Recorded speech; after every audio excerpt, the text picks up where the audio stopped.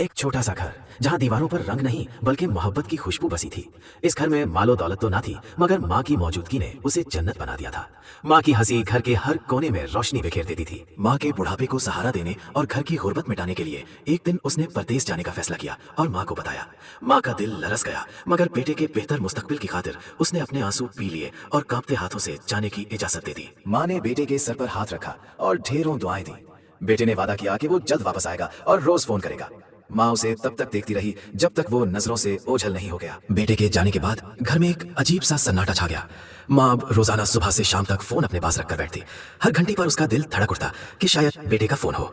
वो पुराने एल्बम देखती और बेटे की बचपन की शरारतों को याद करके अकेले ही मुस्कुरा देती, मगर रात होते ही तन्हाई उसे डसने लगती। दूसरी तरफ बेटा एक ऐसी दुनिया में पहुंच गया था जहां वक्त की रफ्तार बहुत तेज थी।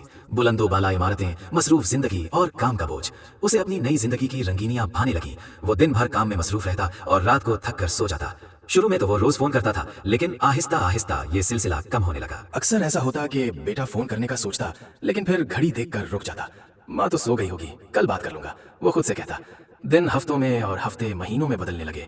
वो अपनी कामयाबी की दौड़ में इतना आगे निकल गया कि उसे ये एहसास ही ना रहा कि कोई पीछे मुड़ मुड़ कर उसकी राह देख रहा है। माँ ने अपनी तन्हाई बांटने का एक नया तरीका ढूंढ लिया। वो गली के गरीब बच्चों को खाना खिलाती और मोहल्ले की बेवाओं की मदद करती। दूसरों की खिदमत करके उसे थोड़ी देर के लिए सुकून मिल जाता, जैसे वो अपने बेटे की कमी उन मासूम चेहरों में तलाश कर रही हो। वो उन बच्चों में बेटे का बचपन ढूंढती। लेकिन जब रात होती और मोहल्ला सो जाता, माँ का सब्र जवाब दे जाता। वो मुसल्ले पर बैठकर अपने रब से फरियाद करती और बेटे की सलामती की दुआएं मांगती। उसके आंसू चाय नमाज को भिगो देते थे। साल गुजर गए। बेटा अब एक कामयाब बिजनेसमैन बन चुका था। उसके पास बड़ी गाड़ी, शानदार दफ्तर और शोहरत थी।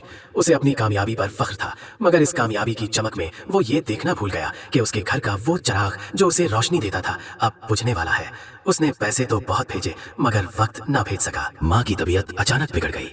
उसने आखिरी वक्त तक मोबाइल फोन अपने सीने से लगाए रखा। उसे यकीन था कि बेटे का फोन आएगा।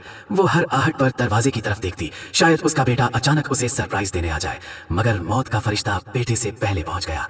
माँ के अधूरे ख्वाब उसकी आंखों में ही रह गए। जब बेटे को खबर मिली तो उसके पैरों तले से जमीन निकल गई।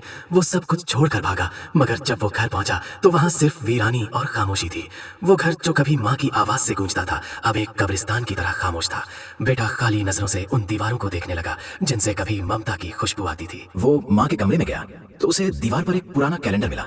उस पर कई तारीखों के गिर्द लाल पेंसिल से दायरे लगे हुए थे। बेटे को समझते देर न लगी कि ये वो दिन थे जब उसने माँ को फोन नहीं किया था। वो कैलेंडर को सीने से लगाकर फूट फूट कर रो दिया। अब उसके पास दौलत थी, शोहरत थी, मगर वो हस्ती नहीं थी जिसके लिए उसने ये सब कमाया था।